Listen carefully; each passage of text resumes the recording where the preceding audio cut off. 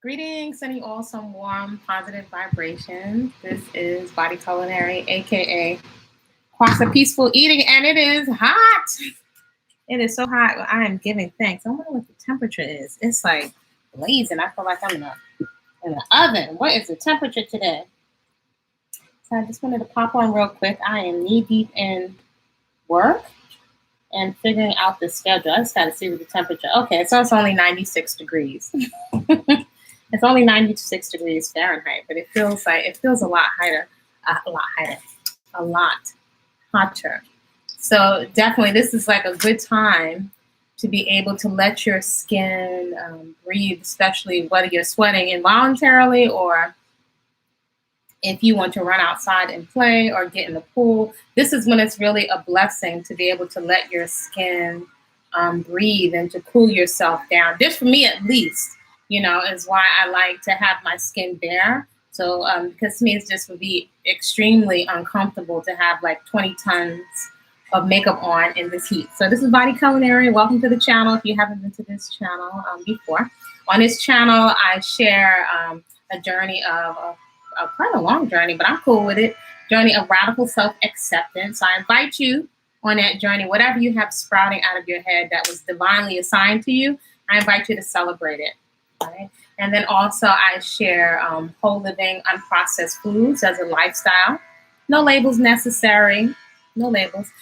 Motivation to cultivate and to begin a personal movement practice that is catered to you, that you can take along with you as you mature throughout the different phases of your life. And also motivation to start a garden, because everybody, believe it or not, can grow something.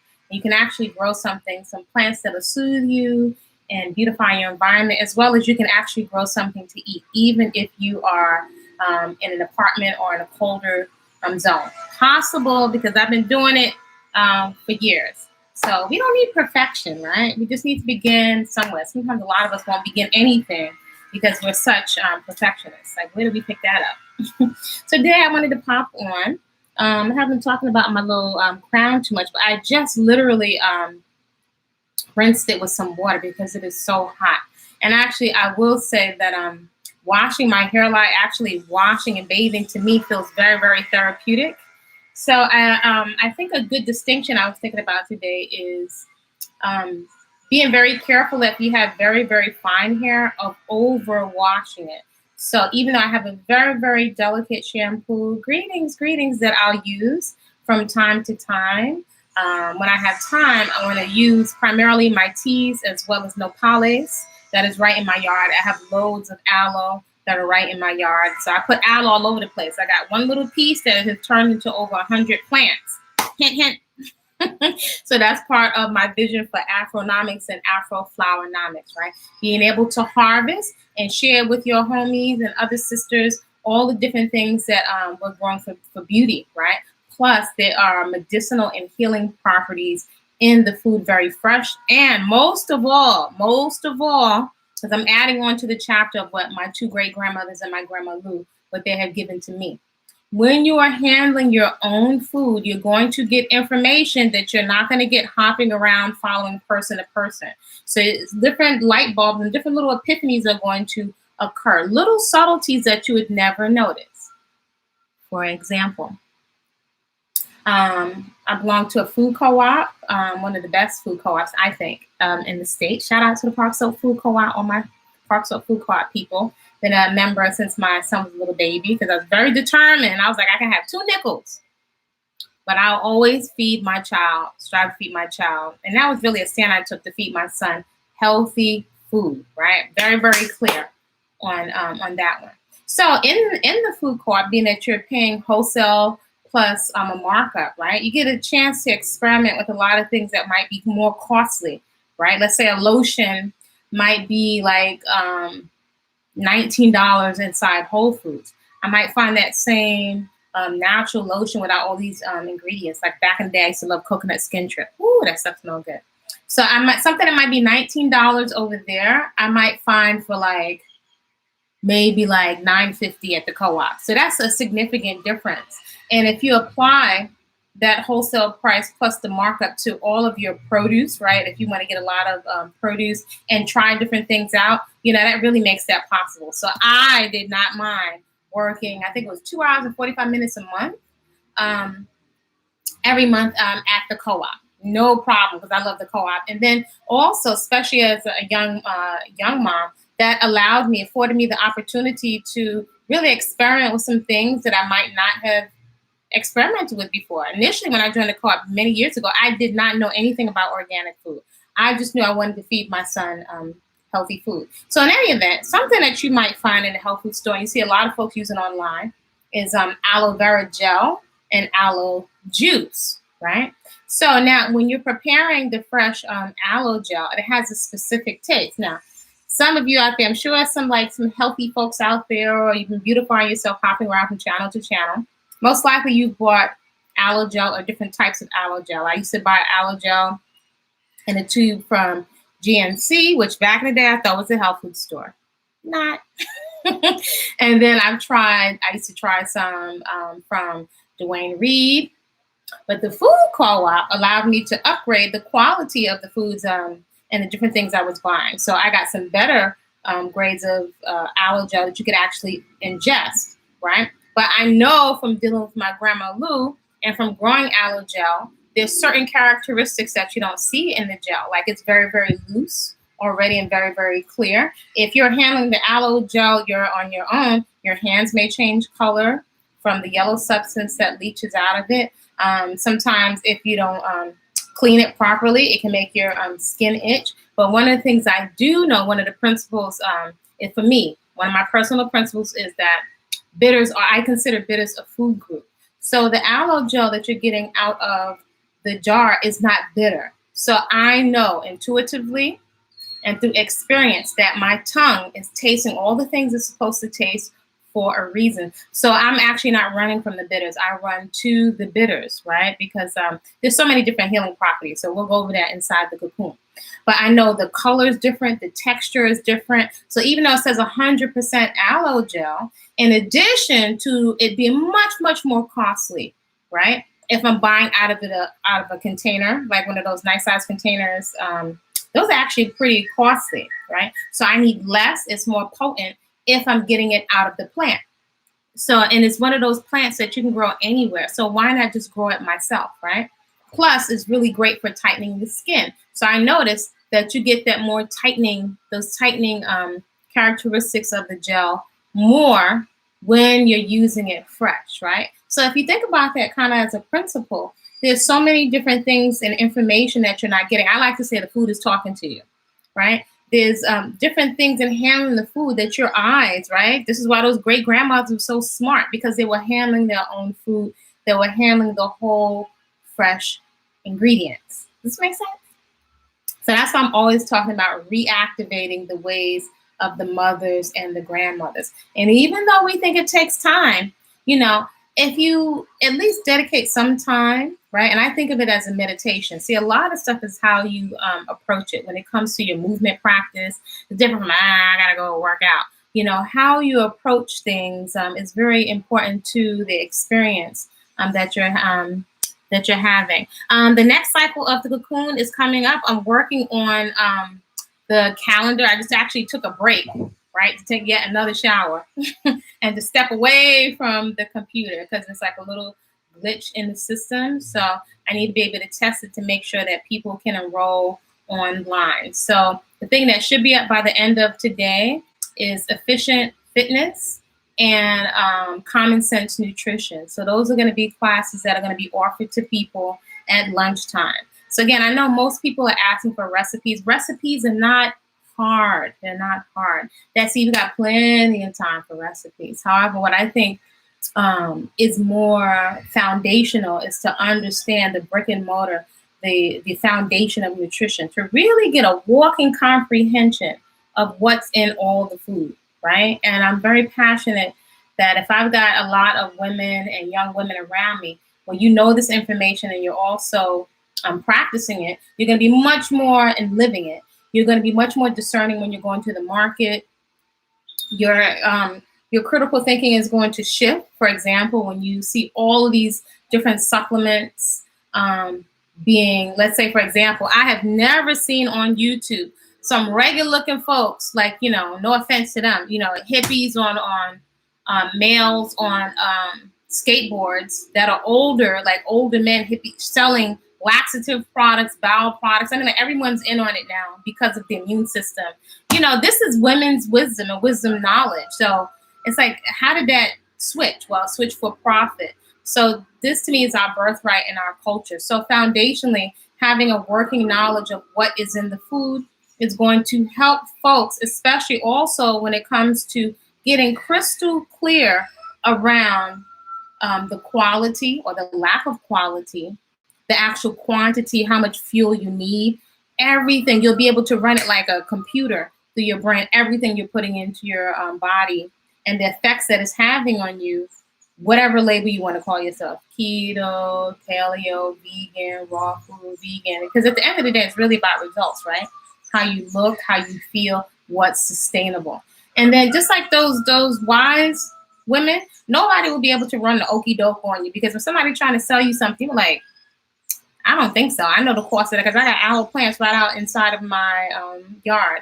And I also envision a day when there's so many thousands and millions of Afro women that everybody's got a nice stash of things that we can eat and things that are medicinal and healing. And we know how to open up the lungs and the nose and what to do for different skin conditions and rashes and eczema to purify the blood. And we're not so resistant to bitters and bitter teas. And also that people don't have us on a whole stroll, selling us back our own culture at a premium.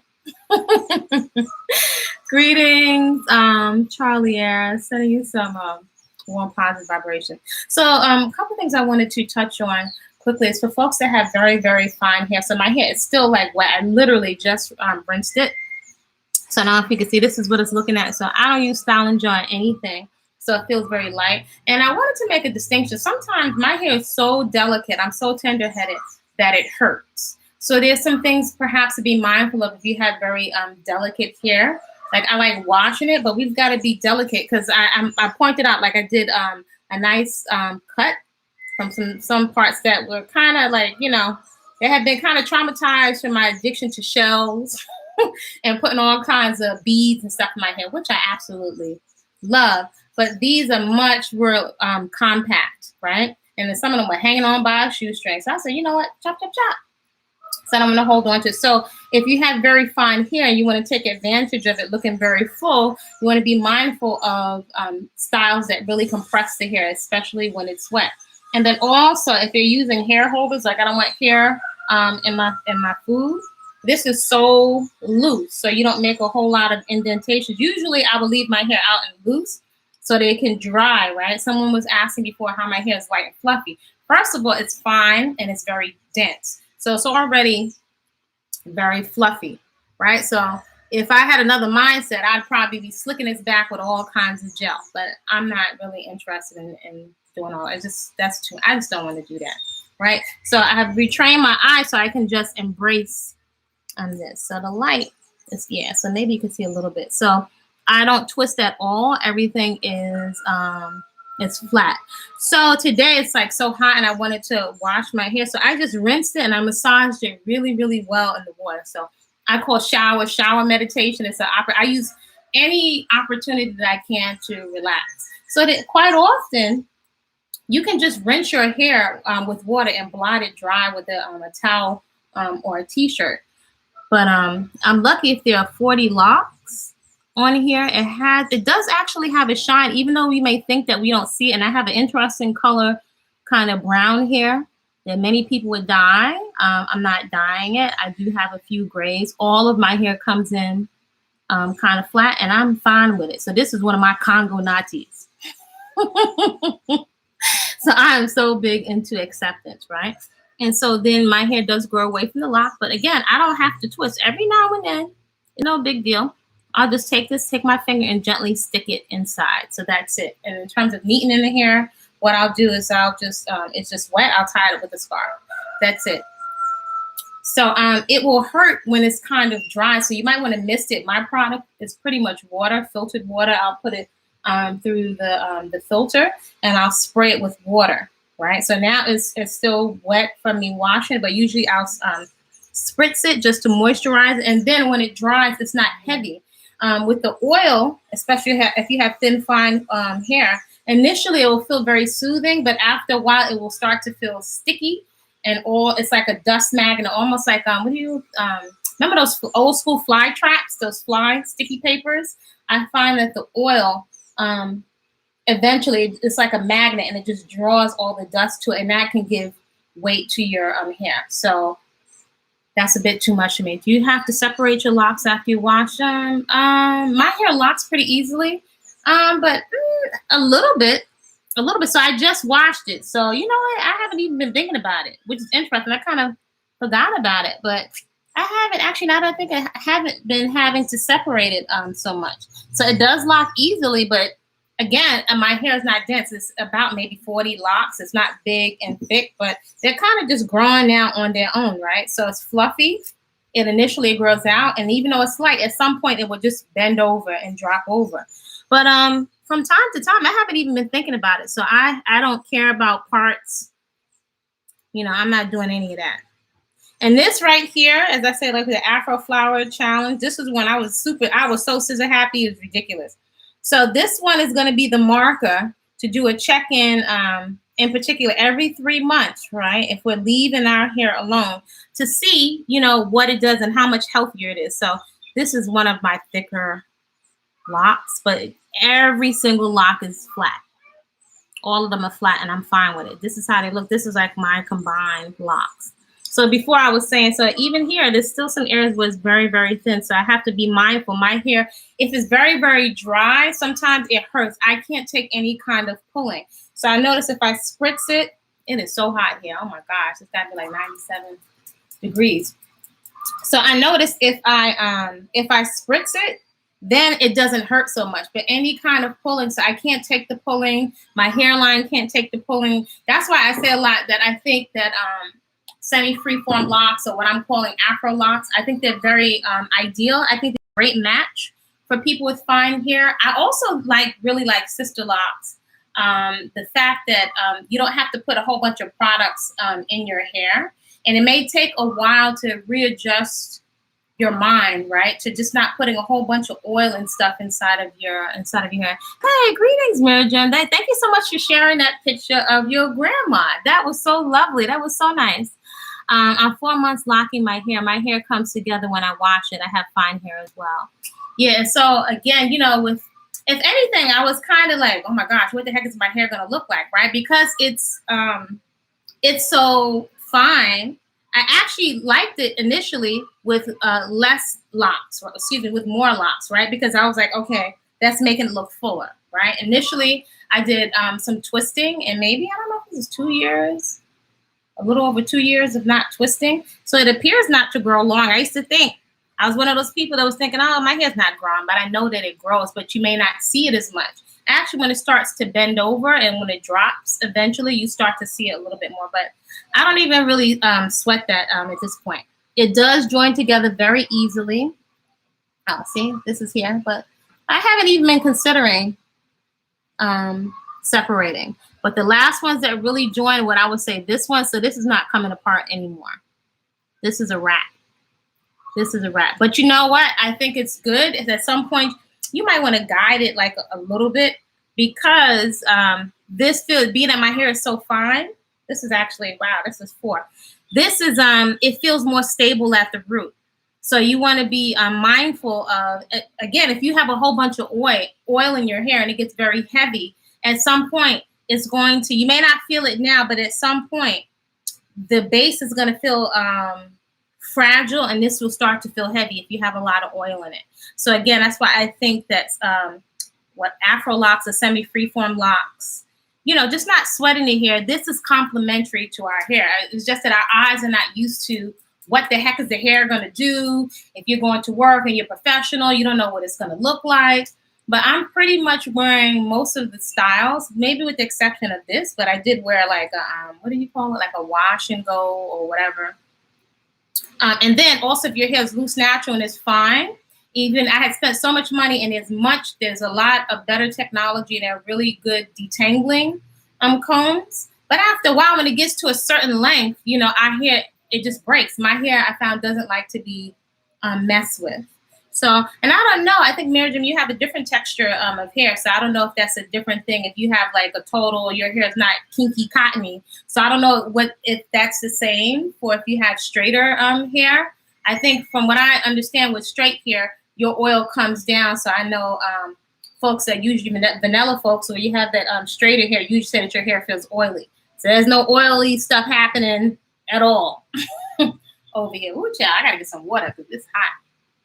And I'm going to share some pictures of how my greens are doing. So I have a couple of new beds of greens, and those greens are doing excellent. So that's our beauty food. So I'm just moisturizing it with water, and I'm rinsing it with water. Also, so I'm not overwashing it, so it doesn't feel dry and brittle. So again, when my hair is dry, it's dry in the sense that it's not oily.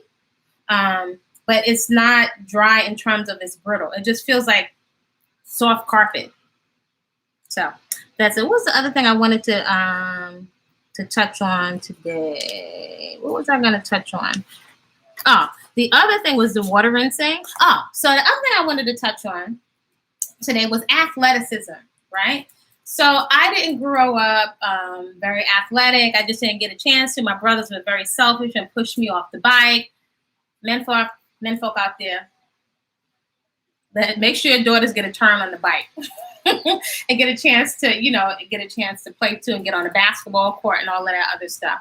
And I was just really thinking about how therapeutic, right, movement is, right? And so we have dancing and feeling feminine and stuff like that.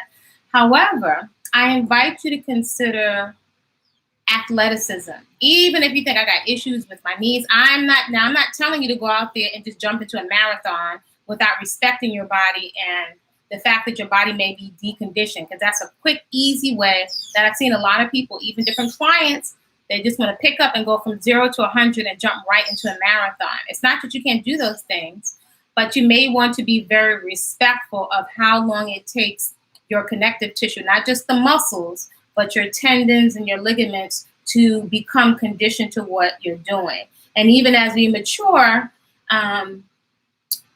some of us either may have injuries or feel intimidated. And if you haven't been moving, you may not even notice. And perceptibly over time, you'll start to lose your balance. These are things that we don't pay any attention to.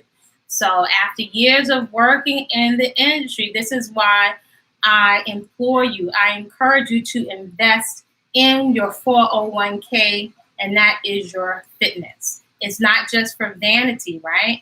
And also you can help mitigate what's going to happen eventually as your hormones start to shift, and it will become a lot easier for you to put on weight. So this stuff seems to almost pop out out of nowhere. I've known one woman, she was a dancer, always like lean.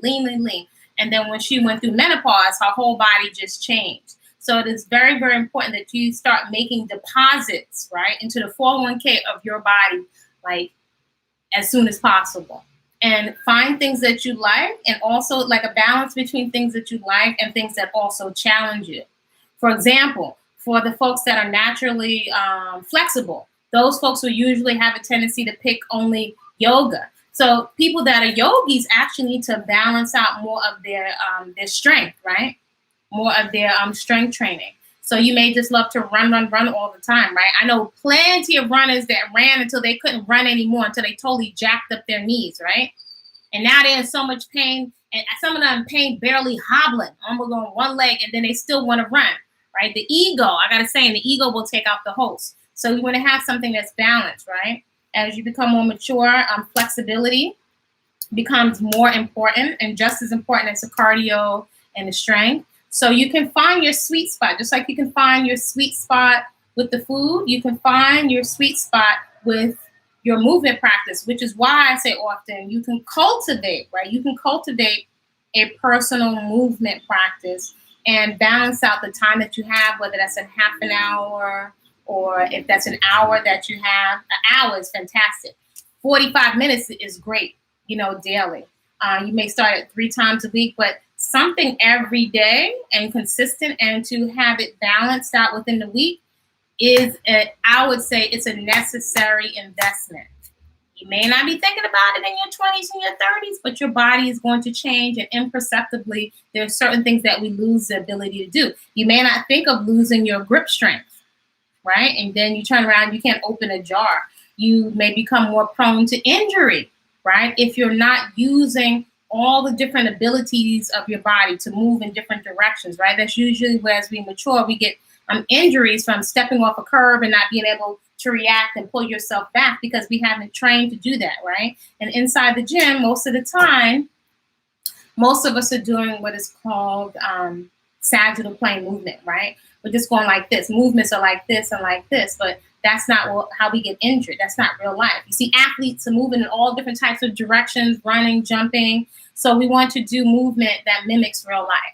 So in efficient fitness, we're going to be, I really love to cut the guesswork out. So in efficient fitness, that particular class, we're going to cut the guesswork out of why you have the results that you have. Again, I like to work from the foundation. We're going to cut out all the guesswork right in your little house. Even if you only have a mat, we're going to cut the guesswork out. How much do you need to do? How much is too much? How much is too little? Right? Are you burning enough? Are you choosing movement patterns and exercises that are appropriate for your body? If you are pregnant, that's a whole nother thing for your body, what you should be doing. If you are someone that is in your 60s, right?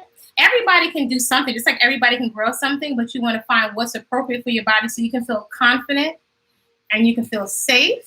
And I know most of my clients, they're really smart. Should you go into a gym or should you even take other classes? Because I usually encourage my clients, it's like a ride at the amusement park. Try all different types of movements so you can find different things that you like. You just want to be very smart so you stay injury-free. And should something happen in your life, you want to know how to rehab and feel confident that you know how to take care of your body on your own. You have your physiotherapist. Okay, fantastic. Coordination, osteoporosis, right? The thinning of the bones. So I know that's usually more prevalent in more of the Asian and the Caucasian population, but we're also, as Afro people, we're not immune to that, right? Our bones can become very thin and porous as we age because we lose the density because we're not doing safe strength training. So if there's one thing, I know we like to talk about the hair and looking cute and all that stuff on the outside, but in order for you, and here's the other thing I'm gonna say. I'm the person that's going to tell you it's very, very important for you to feel confident. Again, this is something that nobody's probably not even on your radar. Why would you even think about this? Can you imagine being inside of one of the revolving doors when you're going through a revolving door in a building, an office building, you can't push the door, or you can't push a heavy door open? Now imagine pushing an attacker. It is very important that you feel confident in your body. I implore you to start making consistent investments now. Now. We can buy all these clothes and all these bags. It's only 365 days in a year. There's no way we can wear all of these clothes. Your best investment. And I would say, this is my little opinion. If it don't resonate, leave it right here. I say that health, fitness is included in there with your health. Your number one beauty product. You feel so confident. So everybody's body is going to be different, but you feel so confident. That's what the athleticism is so therapeutic for you psychologically. We're taking so much medication. One of the first things I found, I educated myself years ago, is research that exercise, physical movement is just as effective as psychotherapy. Now, of course, there's some specific issues many people need to work on, but in terms of depression, definitely feeling good. I figured that out on my own intuitively. It made me feel so good, a healthy sense of pride about yourself, right? Especially when you couldn't do one push-up And then, some months ago, I had a whole group of women, many of the women, more mature women, and banging out some push-ups. So it's really something when you see you go from 1 push-up to 5, and I know you usually have a standard. Everybody's going to get to 20 push-ups, right? It gives you something, but it's safely. It gives you something to strive for. And then most of my clients in the past, would see me doing pull-ups, and I first was impressed by one of my homies doing pull-ups as a woman. And so I remember, I was giving my son a run for his money, and even my brothers who are a little muscular, they were like, oh my gosh, I'll never forget when we was working out. And they were surprised that little old me was keeping up with them with pull-ups. But that was something I did slowly over time. It was cumulative also to me doing different types of movement that carried over. That gave me a sense of confidence and pride in terms of, so athleticism, appropriate for you, right, is so key to your esteem. I'm giving y'all some little gems. And you want to carry that confidence as you mature and just feel confident. I'm not telling you to go out there and go toe to toe because you've been doing some pull-ups and try to take out a dude. No, I'm not saying that. But I'm saying it so you're not feeling helpless in your body. And when you start to develop some type of athleticism, right, it's something like, it's just a feeling that you have about yourself. It's actually like there's gateway drugs, right? It's a gateway to you starting to be more open to other types of fitness. So I've had several clients that have been with me over the years. And we used to have, we used to call them little dates, little meetups. Because I said, listen, if y'all going to go out and go to Starbucks after this and just be, gossiping and eating all kind of, what do you call those things? Scones and stuff like that. Why not just get together and have cardio buddies? So a lot of my clients would come meet me for extra workouts. Sometimes they would meet me and we would go around Prospect Park, just like fun girl hangouts, right? Very, very loose, right? And then also everybody wound up getting more training sessions. But it just became like just a positive use of time with the women that you're spending time with. You know how much time we're losing on these computers with all these Jerry Springer-like T channels? And it's become it's starting to become normalized, where just everyone is just dragging like an appetite to, or let me not say appetite, gotta be careful of the ego. It's becoming very habitual to just drag each other. Celebrities and other people just drag each other through the mud. And sometimes I wonder, rather than demonizing it, I have a healthy sense of curiosity because it's becoming so common. I've observed, I think it could be easier to look at other people's lives as like a distraction to get away from our own reality. Oh my gosh, I have the talented Sankofa B so late. Y'all better go get, honey. I don't listen to everybody's music. I do not. I'm very picky about what's going in my mouth and what's going in my ears. So I think, what is it? I have it on my phone, child. Listen. I don't listen to everybody's music. And then a lot of the music I'm using in my little videos. This woman is so talented, part of Indigenous. Is that Sankofa here in the building in Central America? Y'all better go over there and get her album. And I'm sorry, a lot of music, unfortunately, I'm just not going to pay my good money for because I can't have everything going on inside my ears. So I'm very much into the lyrics.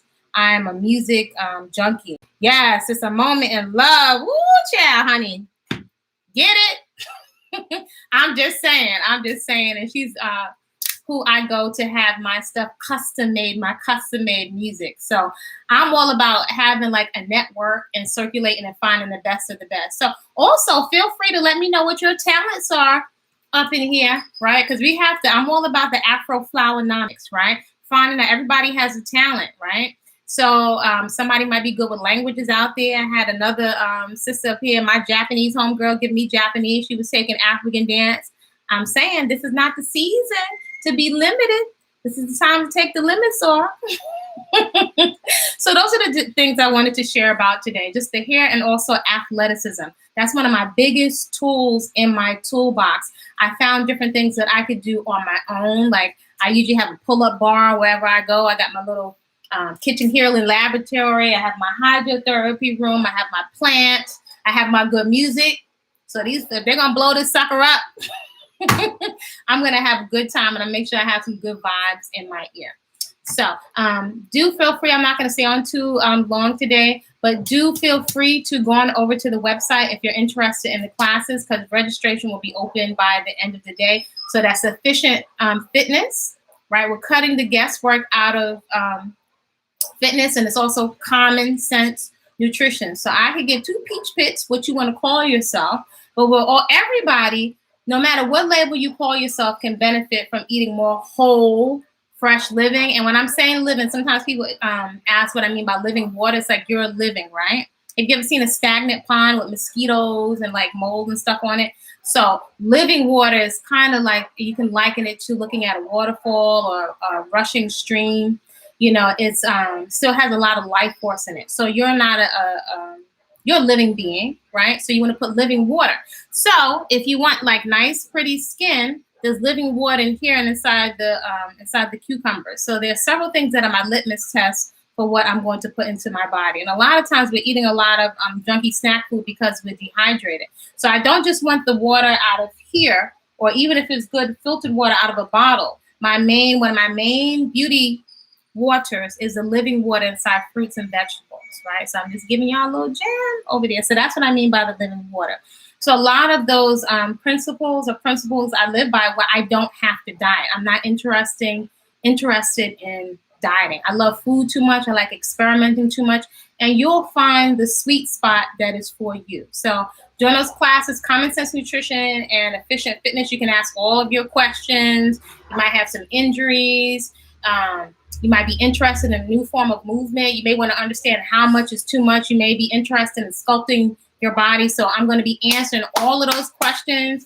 You will have access to over 30 years of experience with somebody that's been a personal trainer, yoga instructor, fitness competitor, all that other stuff, right? So the labels are not necessary, but you get to determine what results that you have. So you'll have access to that. And there are also some other classes that are coming up. So that should be open. If you have any questions or you need to contact me, feel free to do so at info@body-culinary.com. Is there anything else? Check out the puppet series. And then also Afro. These are hand cut. That's over on the Etsy shop, as well as Grandma Lou's Coconut Grater, which is my favorite food preparation tools, and plant milk bags, and all kinds of other doodads. So if you have any questions, you need to contact me, feel free to contact me on the website. All right, y'all, create a great day on purpose, just because you said so, and I will see you soon.